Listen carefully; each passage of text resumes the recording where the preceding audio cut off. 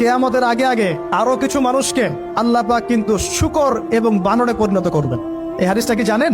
হাদিসটা শুনে রাখেন, এটা আখিরুজ জামান বা কিয়ামতের আলামত সংক্রান্ত হাদিসগুলোর মধ্যে পাবেন। আল্লাহ রাসূল সাল্লাল্লাহু আলাইহি ওয়াসাল্লাম বলেছেন, কিয়ামতের আগে আগে আমার উম্মতের মধ্যে, ভালো করে শোনেন, কিয়ামতের আগে আগে আমার উম্মতের মধ্যে একদল মানুষ বের হবে যারা মদ পানকে হালাল মনে করবে। কাকে? মদ পান করাকে হালাল মনে করবে। যারা বাদ্যযন্ত্র, গায়িকা, নায়িকা এগুলো নিয়ে নর্তকী নাচাবে রাতের বেলা, এগুলোকে হালাল মনে করবে। যারা অশ্লীলতা, বেহায়াপনাকে জায়েজ করে নিবে, ঠিক আছে, এরকম কয়েকটা পাপের কথা বলে নবীজি বলছেন একদিন সকালবেলা আল্লাহ পাক তাদেরকে ঘৃণিত বানরে পরিণত করবে। এটা হবে সামনে, কখন কিভাবে হবে আল্লাহ ভালো জানেন। এবার আমি কনসেপ্টে চলে আসি। এই যে পৃথিবীতে নেমে আসলাম, তাহলে আমরা কোত্থেকে আসছি ভাই? আমরা কি পৃথিবীর অধিবাসী ছিলাম? আমরা জান্নাতে ছিলাম, ওখান থেকে আল্লাহ পাক পাঠিয়েছে।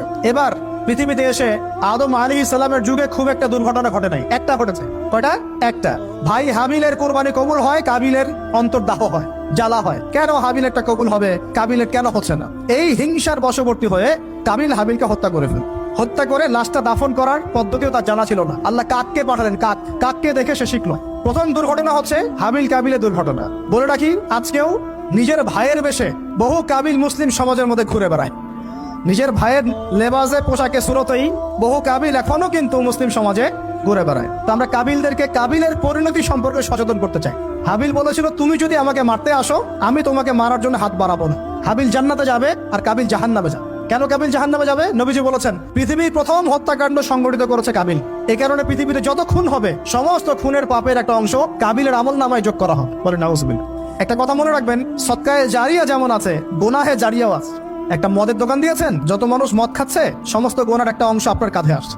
সিনেমা হল করেছেন, মানুষ সারাদিন নেকটা ছবি দেখে, নগ্ন ছবি দেখে, যত মানুষ এখানে পাপ করবে, সমস্ত পাপের একটা অংশ আপনার কাঁধে যাবে। আবার একটা মাদ্রাসা করেছেন, যত মানুষ এখানে দ্বীনি ইলম শিখবে, এই নেকির একটা অংশ আপনি পাবেন ইনশাআল্লাহ। মরে গেলেও কবরে পাবেন ইনশাআল্লাহ। আল্লাহ পাক আমাদের সবাইকে সদকায়ে জারিয়া করার তৌফিক দেখ, গোনাহে জারিয়া থেকে বাঁচিয়ে রাখুন। খুব খেয়াল রাখবেন, আল্লাহ পাক আমাদের হেফাজত করুন বলি আমিন। এবার ওই যুগ শেষ, নূহ আলাইহিস সালামের যুগ। এই যুগে আল্লাহর একই সুন্নত, নূহ আলাইহিস সালাম 950 বছর দাওয়াত দিলেন, 40টা বা 80টা পরিবার ইসলাম কবুল করেছে, বাকিরা করে নাই। যারা করে নাই আল্লাহ পাক তাদেরকে ডুবিয়ে মারলেন, যারা করেছে আল্লাহ পাক উদ্ধার করলেন। সোজা কথা, আজকে সারা পৃথিবীতে যত মানুষ আমরা বেঁচে আছি না, আমরা কোনো না কোনো ভাবে ওই 80 পরিবারের সদস্য।